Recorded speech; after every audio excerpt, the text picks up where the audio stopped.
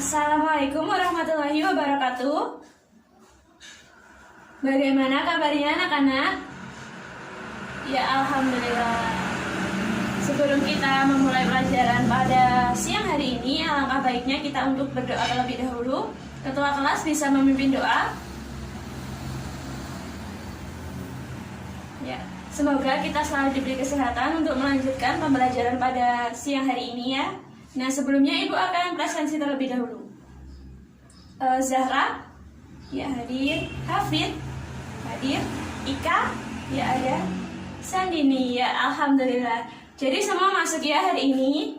Nah, udah siap belum sih belajar kimia? Udah pada siap ya? Nah, buku-buku pelajarannya bisa dikeluarkan. Buku matematikanya bisa dimasukkan terlebih dahulu. Tadi habis belajar matematika ya.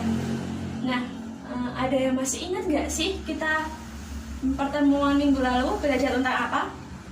Ada yang masih ingat nggak? Yuk dibuka catatannya lagi. Ada yang masih ingat? Ya silakan Zahra. Mengenai minyak bumi, ya benar sekali. Jadi minggu lalu kita mempelajari mengenai proses pembentukan fraksi minyak bumi. Ada yang masih ingat nggak apa sih contoh-contoh dari minyak bumi? Ada yang masih ingat? Ada bensin, kemudian solar, ada juga gas LPG, ya benar sekali. Nah, selanjutnya kita akan melanjutkan pembelajaran minggu lalu mengenai pembakaran hidrokarbon. Nah, sebelumnya Ibu akan membacakan tujuan pembelajaran kita pada siang hari ini. Yang pertama yaitu mengidentifikasi reaksi pembakaran hidrokarbon secara sempurna. Kemudian yang kedua, mengidentifikasi reaksi pembakaran hidrokarbon secara tidak sempurna. Dan yang ketiga, mengidentifikasi sifat zat hasil pembakarannya. Nah, sebelumnya Ibu mau tanya dulu. Tadi kalian waktu berangkat ke sekolah naik apa? Ayo, naik apa? Ada yang naik sepeda motor, ada yang diantar orang tua, ada yang naik kendaraan umum, naik bis umum ya. Nah, tahu nggak waktu kita melakukan perjalanan dari rumah ke sekolah menggunakan kendaraan, nah itu menggunakan bahan bakar berupa bensin atau solar. Nah, bensin atau solar tersebut mengalami proses pembakaran yang disebut dengan pembakaran hidrokarbon. Dan ingat pada proses pembakaran kendaraan bermotor menggunakan bensin. Iya benar sekali, menggunakan bensin.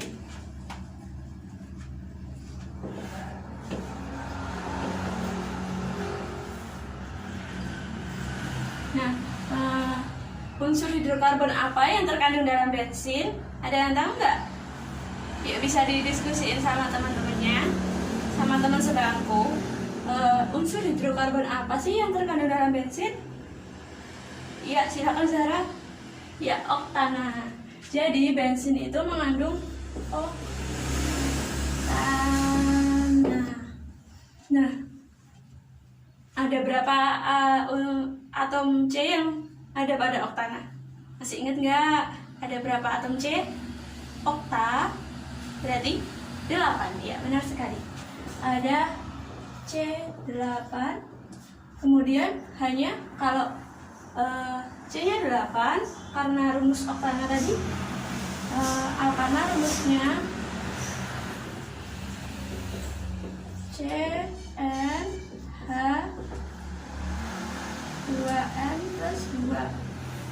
Nah, berarti hanya ada, ya benar sekali, 18. Nah, pada bensin mengandung unsur oktana dengan rumusnya C8H18. Nah, pada bensin ini dapat terjadi reaksi pembakaran secara sempurna atau tidak sempurna. Nah, reaksi pembakaran sempurna yaitu ketika hasil dari pembakaran tersebut menghasilkan karbon dioksida dan uap air atau H2O. Jadi kita nanti akan membuat reaksinya, yaitu C8H18 ditambah proses pembakaran itu memerlukan oksigen, ya benar sekali. O2 menghasilkan pembakaran sempurna, menghasilkan gas CO2 dan uap air. Jadi menghasilkan produknya CO2 plus uap air berarti H2O. Nah, di sini apakah koefisiennya sudah setara? Belum ya? Nah, ada yang bisa menyetarakan nggak? Siapa yang bisa didiskusiin sama temennya? Ya, silakan Sandini. C-nya 8, H18. Di sini C-nya ada 1, berarti ditambah koefisien? Ya, 8. Nah, di sini hanya ada 18, di sini hanya ada 2. Berarti ditambah koefisien di depan hanya berapa? Ya, 9. Nah, sekarang kita samakan atom O-nya. O-nya di sebelah kiri ada 2, sedangkan di kanan ada 8 dikali 2, 16 ditambah 9. Berarti 16 ditambah 9 25, berarti 25. Ya, sekarang sudah setara ya.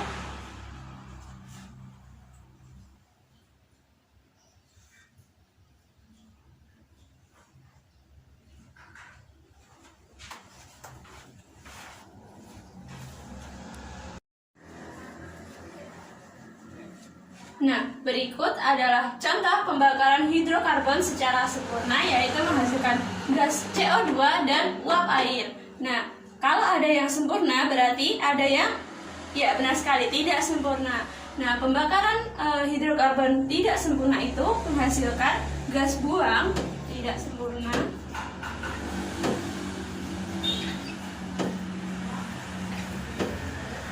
menghasilkan gas buang berupa bisa karbon monoksida atau gas CO2 dan menghasilkan uap air juga.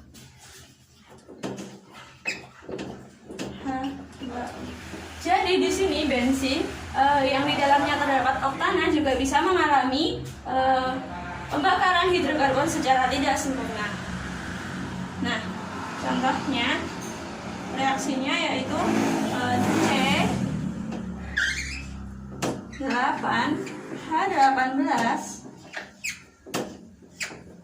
ditambah O2 karena proses pembakaran itu memerlukan oksigen, kemudian menghasilkan CO plus CO2 ditambah menghasilkan uap air. Nah, ada yang bisa menyetarakan penyebutnya? Yuk kita analisis bareng-bareng. Ya. Nah, ini kan C-nya 8. Yang di kanan C-nya ada 2. Jadi bisa 4 ya.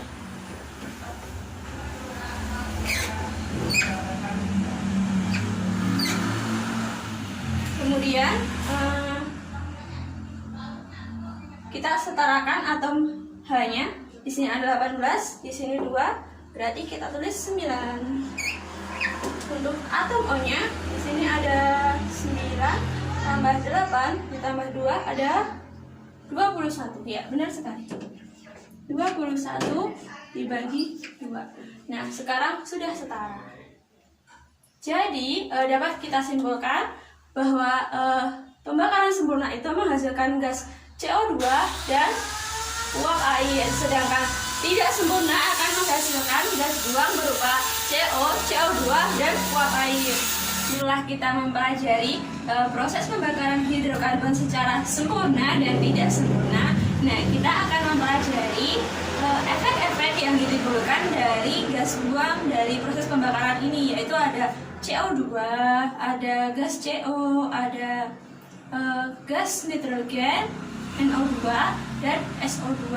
Nah, untuk mempelajarinya dapat disaksikan melalui video yang Ibu tayangkan. Zat hasil pembakaran cukup banyak, salah satunya yaitu karbon dioksida. Senyawa ini dapat menyebabkan efek rumah kaca sehingga terjadi pemanasan global.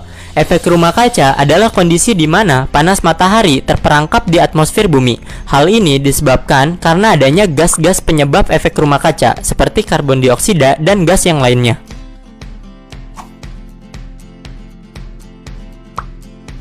Zat hasil pembakaran lainnya yaitu gas karbon monoksida. Gas karbon monoksida akan berikatan dengan hemoglobin sehingga mengganggu fungsi hemoglobin dalam mengikat oksigen. Selain itu, gas karbon monoksida memiliki sifat tidak berwarna, tidak berbau, dan tidak berasa. Kemudian, zat hasil pembakaran lainnya berupa partikulat karbon. Partikulat karbon merupakan serbuk halus yang jika terhirup dapat mengganggu fungsi alat pernafasan.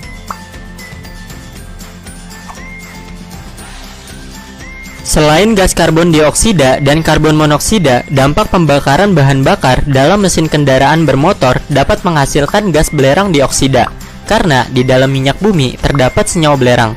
Selain itu, dampak pembakaran tersebut menghasilkan gas oksida nitrogen.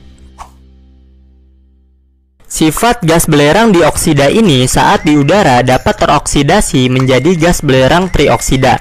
Gas belerang trioksida mudah bereaksi dengan air dan menghasilkan asam sulfat. Saat terjadi hujan dapat menyebabkan hujan asam. Selanjutnya yaitu gas oksida nitrogen. Senyawa ini pada kadar tinggi dapat menyebabkan iritasi pada mata. Selain itu, gas oksida nitrogen ini dapat menyebabkan efek rumah kaca seperti gas karbon dioksida. Nah, setelah melihat video yang Ibu tayangkan tadi, ada yang bisa menjelaskan kembali? Ya, ayo siapa yang bisa? Silahkan Hafid. Ya, mengenai efek dari gas CO2. Ya, benar sekali. Jadi, gas CO2 itu dapat menimbulkan efek rumah kaca. Nah, efek rumah kaca itu ada yang tahu nggak sih apa yang dimaksud dengan efek rumah kaca? Ya, silahkan Zahra. Ya, benar sekali Zahra. Nah, efek rumah kaca itu adalah paparan sinar matahari yang terjebak di dalam atmosfer bumi akibat gas-gas buang pada pembakaran hidrokarbon tadi. Nah, gas-gas buang tersebut contohnya gas CO2 dan ada gas-gas lain yang menyebabkan efek rumah kaca.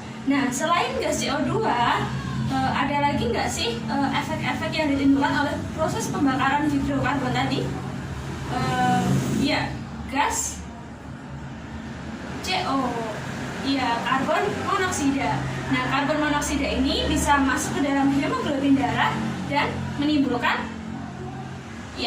penyakit. Nah, ada lagi nggak selain CO2 dan CO?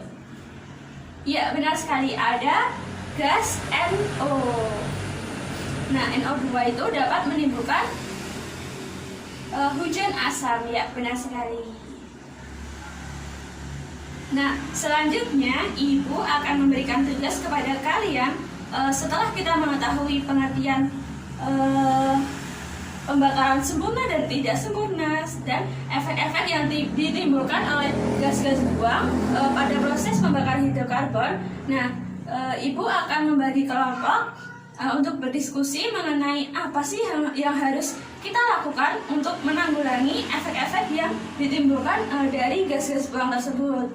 Nah, akan Ibu bagi menjadi 5 kelompok. Nah, kemudian nanti bisa presentasi maju.